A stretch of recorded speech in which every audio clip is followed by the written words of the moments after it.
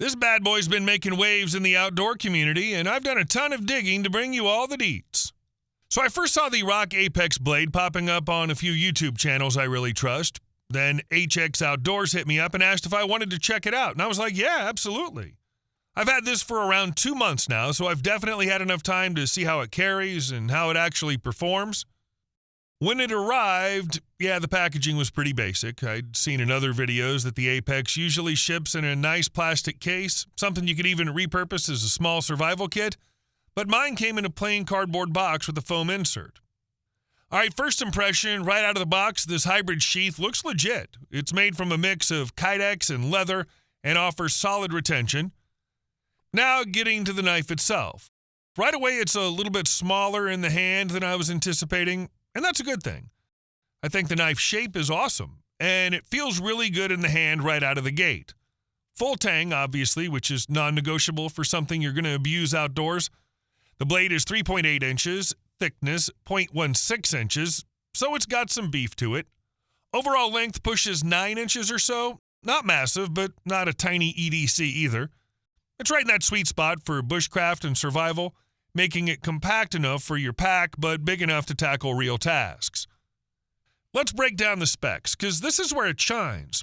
The steel is DC53, which, if you're not super deep into knives, think of it as a step up from basic 8CR13 MOV or D2 in a lot of ways.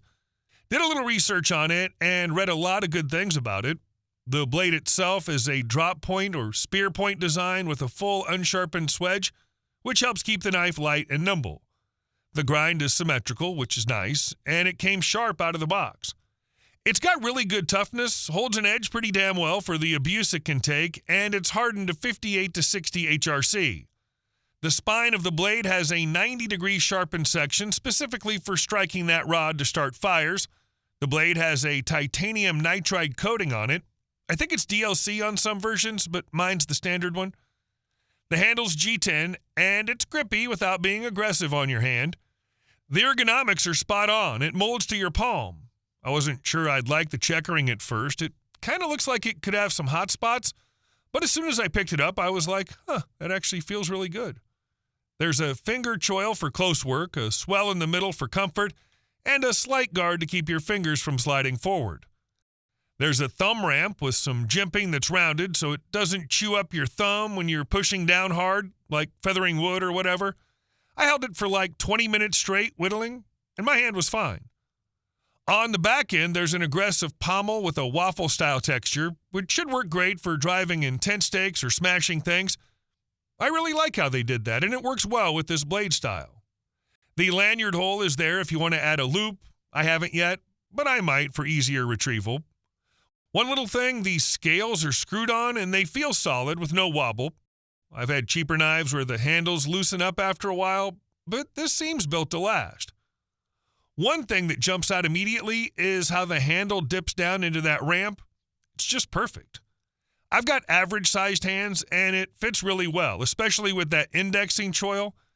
It's rounded, not pointy at all. You could smooth it out a little more with some sandpaper if you wanted, but honestly, it's super comfortable just as it is. I have to say I'm a little surprised at how much I like this handle. It's just so well thought out.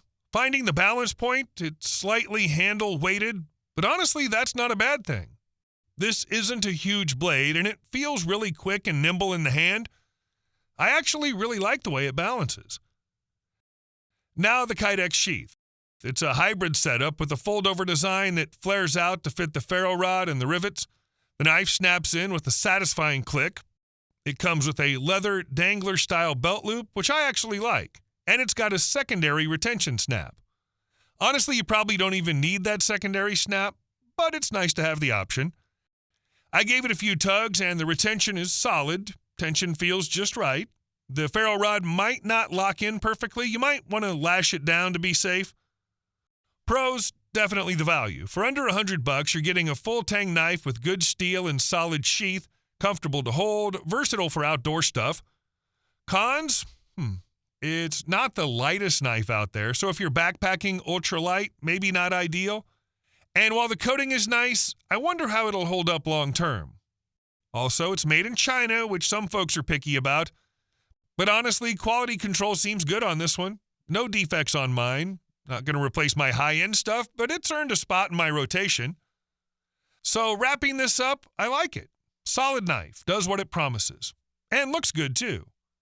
I'm really hoping to introduce this brand to you because there might be something in their lineup that genuinely catches your eye, even if it's not this Rock Apex.